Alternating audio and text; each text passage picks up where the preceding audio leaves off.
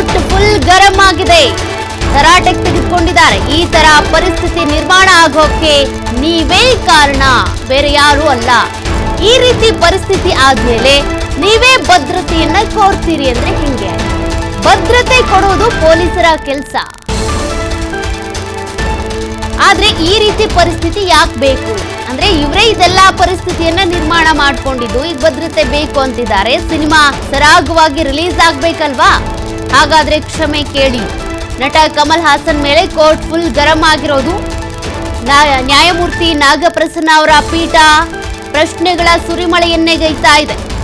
ಇದೆಲ್ಲ ರೀತಿ ಪರಿಸ್ಥಿತಿಗೂ ಕೂಡ ಕಮಲ್ ಹಾಸನ್ ನೀವೇ ನೇರ ಹೊಣೆ. ಇದೆಲ್ಲ ಪರಿಸ್ಥಿತಿಯನ್ನ ನೀವೇ ಎದುರಾಕೊಂಡಿರೋದು, ನೀವೇ ಕ್ರಿಯೇಟ್ ಮಾಡಿರೋದು. ಈಗ ಕೊಟ್ಟಿರುವಂತ ಒಂದು ಸ್ಟೇಟ್ಮೆಂಟ್ಗೆ ಕನ್ನಡಿಗರ ಬಳಿ ಕ್ಷಮೆ ಕೇಳಿದ್ದರೆ ಕನ್ನಡಿಗರು ಕ್ಷಮಿಸ್ತಾ ಇದ್ರು. ವಿಶಾಲ ಹೃದಯದ ಕನ್ನಡಿಗರು ಪ್ರತಿಯೊಂದು ತಪ್ಪುಗಳನ್ನು ಕೂಡ ಕ್ಷಮೆ ಕೇಳಿದಾಗ ಹೊಟ್ಟೆಗೆ ಹಾಕೊಳ್ತಾರೆ, ಕ್ಷಮಿಸ್ತಾರೆ. ಬಟ್ ನೀವು ಕ್ಷಮೆ ಯಾಚಿಸ್ಲಿಲ್ಲ. ಬದಲಿಗೆ 300 ಕೋಟಿ ಬಜೆಟ್ನ ಸಿನಿಮಾ ಅಂತೀರಾ, ಸಿನಿಮಾ ರಿಲೀಸ್ಗೆ ಅನುಮತಿ ಬೇಕು ಅಂತೀರಾ, ಮತ್ತೊಂದು ಕಡೆ ರಿಲೀಸ್ ಆದ ಸಂದರ್ಭದಲ್ಲಿ ಭದ್ರತೆ ಬೇಕು ಅಂತ ನಿಮ್ಮ ತಂಡವೇ ಅರ್ಜಿಯನ್ನ ಸಲ್ಲಿಕೆ ಮಾಡುತ್ತೆ. ಓಕೆ, ಪೊಲೀಸರು ಭದ್ರತೆ ಕೊಡ್ತಾರೆ, ಆದ್ರೆ ಈ ಒಂದು ಸಿಚುವೇಶನ್ ನೀವ್ ಯಾಕೆ ಕ್ರಿಯೇಟ್ ಮಾಡ್ಕೊಂಡ್ರಿ? ಈ ಸಿನಿಮಾ ರಿಲೀಸ್ ಆದ್ಮೇಲೆ ಬಿಸ್ನೆಸ್ ಆಗುತ್ತೆ ನಿಜ, ಆದ್ರೆ ಈ ರೀತಿಯಿಂದ ಏನಾಗುತ್ತೆ? ಈ ರೀತಿ ಪರಿಸ್ಥಿತಿಯನ್ನ ಕ್ರಿಯೇಟ್ ಮಾಡ್ಕೊಂಡಿದ್ರಲ್ಲ, ಇದರಿಂದ ಏನ್ ಪ್ರಯೋಜನ ಅಂತ ಪ್ರಶ್ನೆ ಮಾಡಿದ್ದಾರೆ. ನಟ ಕಮಲ್ ಹಾಸನ್ ಮೇಲೆ ಹೈಕೋರ್ಟ್ ಫುಲ್ ಗರಂ ಆಗಿದೆ. ಯಾಕೆ ಇಷ್ಟೆಲ್ಲ ಅಂದ್ರೆ ಚಿಕ್ಕದಾಗಿ ಉಗ್ರಲ್ಲಿ ಹೋಗೋದಕ್ಕೆ ಕೊಡ್ಲಿ ಎತ್ಕೊಂಡ್ರು ಅಂತಾರಲ್ಲ, ಹಂಗಾಯ್ತು. ಒಂದು ಕ್ಷಮೆ ಕೇಳಿದ್ರೆ ಆಗ ಹೋಗ್ತಾ ಇತ್ತು. ಆದ್ರೆ ಈಗ ಅವರ ಸಿನಿಮಾ ರಿಲೀಸ್ ಆಗೋ ಸಂದರ್ಭದಲ್ಲಿ ಭದ್ರತೆ ಬೇಕು ಅಂತ ಕೇಳ್ಕೊಳ್ಳೋ ಮಟ್ಟಕ್ಕೆ ಹೋಗಿದೆ. ಅರ್ಜಿ ಹಾಕೊಂಡು ಆ ಅರ್ಜಿ ವಿಚಾರಣೆ ಮಾಡಿಕೊಳ್ಳುವಂತ ಹಂತಕ್ಕೆ ತಲುಪಿದ್ದಾರೆ. ಇದೆಲ್ಲದಕ್ಕೂ ಕೂಡ ಕಮಲ್ ಹಾಸನ್ ಅವರು ಕೊಟ್ಟಂತ ಆ ಒಂದು ವಿವಾದಾತ್ಮಕ ಹೇಳಿಕೆಯೇ ಕಾರಣ ಆಗಿದೆ. ಅಂದ್ರೆ ಶಿವರಾಜ್ ಕುಮಾರ್ ಅವ್ರನ್ನ ಹೊಗಳ್ತಾ ಇದ್ರು, ನನ್ನ ಫ್ಯಾಮಿಲಿ ಅಂತ ಇದ್ರು, ಓಕೆ. ಬಟ್ ಆ ಸಂದರ್ಭದಲ್ಲಿ ನಮ್ಮ ತಮಿಳು ಭಾಷೆಯಿಂದಾನೇ ನಿಮ್ಮ ಕನ್ನಡ ಹುಟ್ಟಿದ್ದು, ನೀವು ನಮ್ಮ ಫ್ಯಾಮಿಲಿ, ಕರ್ನಾಟಕದಲ್ಲಿರುವಂತ ನಮ್ಮ ಫ್ಯಾಮಿಲಿ ನೀವು ಅಂತೇಳೆಲ್ಲ ಹೇಳಿಕೆ ಕೊಟ್ರು. ಎಲ್ಲವೂ ಸರಿ, ಆದ್ರೆ ತಮಿಳಿನಿಂದ ಕನ್ನಡ ಹುಟ್ಟು ಅನ್ನುವಂತ ಆ ಒಂದಷ್ಟು ವರ್ಡ್ಸ್ ಏನಿದಾವೆ, ಆ ಪದಗಳು ಕನ್ನಡಿಗರನ್ನ ಆಕ್ರೋಶ ಭರಿತ ಆಗುವಂತೆ ಮಾಡ್ತು. ಕ್ಷಮೆ ಕೇಳಿ ಅಂತ ಅಂದ್ರು, ಟ್ವೀಟ್ ಮಾಡಿದ್ರು, ಪೋಸ್ಟ್ ಮಾಡಿದ್ರು, ಪ್ರತಿಭಟನೆ ಮಾಡಿದ್ರು.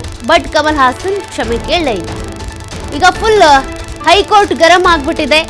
ಕಮಲ್ ಹಾಸನ್ ಅವರು ಈ ರೀತಿ ಮೊಂಡ್ತನ ಮಾಡಿದ್ಯಾಕೆ? ಈ ರೀತಿ ಪರಿಸ್ಥಿತಿಯನ್ನ ತಂದಿಟ್ಕೊಂಡಿದ್ಯಾಕೆ?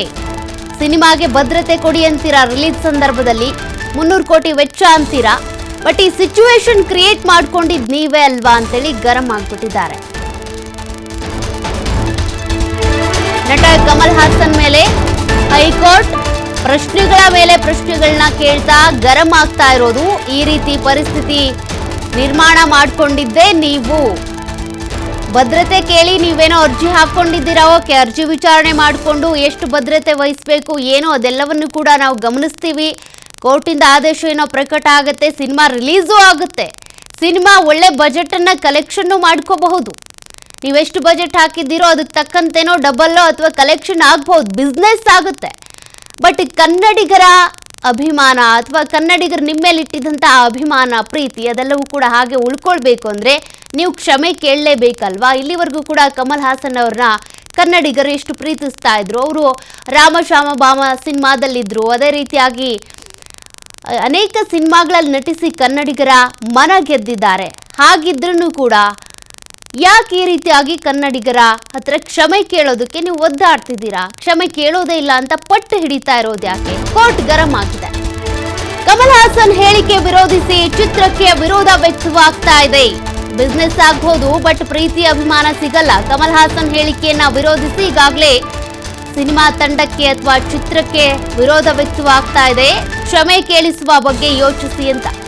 ಕೆಲವು ವಿಚಾರ ಔಟ್ ಆಫ್ ಕಾಂಟೆಕ್ಸ್ಟ್ ಆಗುತ್ತೆ, ಹಾಗಾಗಿ ಕೆಲವರ ಭಾವನೆಗೆ ಧಕ್ಕೆ ಉಂಟು ಮಾಡಿದೆ ಇವರ ಸ್ಟೇಟ್ಮೆಂಟ್ ಅಂತೇಳಿ ಜಡ್ಜ್ ಇದೇ ಸಂದರ್ಭದಲ್ಲಿ ಮಾತನಾಡಿರೋದು. ಕೋರ್ಟ್ ಆದೇಶ ಮಾಡುತ್ತೆ, ಭದ್ರತೆ ಬೇಕಾ ಬೇಡವಾ ಇದೆಲ್ಲವನ್ನು ಕೂಡ, ಅದಕ್ಕೂ ಮೊದಲು ನೀವು ಕ್ಷಮೆ ಕೇಳಿ ಅಂತ ಜಡ್ಜ್ ಕಮಲ್ ಹಾಸನ್ ಅವರಿಗೆ ಸೂಚನೆ ಕೊಟ್ಟಿದ್ದಾರೆ.